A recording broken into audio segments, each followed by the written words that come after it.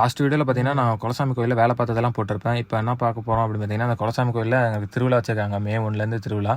அதனால் வந்து நான் காப்பு கட்டி நான் போகிறதுக்காக தான் ரெடி ஆகிட்டு இருப்பேன். பார்த்தீங்கன்னா அது முன்னாடியே கட்டிட்டேன். நான் அப்போலேயே அப்லோட் பண்ணியிருக்கலாம். ஆனால் வந்து போகிறதுக்கு கொஞ்சம் வீடியோ கண்டென்ட் கிடைக்கல. அதனால் வந்து நம்ம முடிச்சுட்டு நம்ம போட்டுக்கலாம் அப்படின்னு சொல்லிட்டு திருவிழாவும் முடிஞ்சிருச்சு ஒரு வழியாக.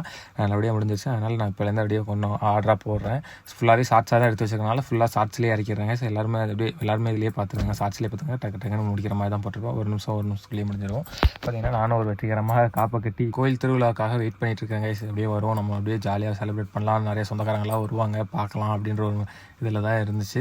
அப்புறம் பார்த்தீங்கன்னா திருவிழாவும் வந்து 16 வருஷம் கிட்ட ஆச்சு நடந்து.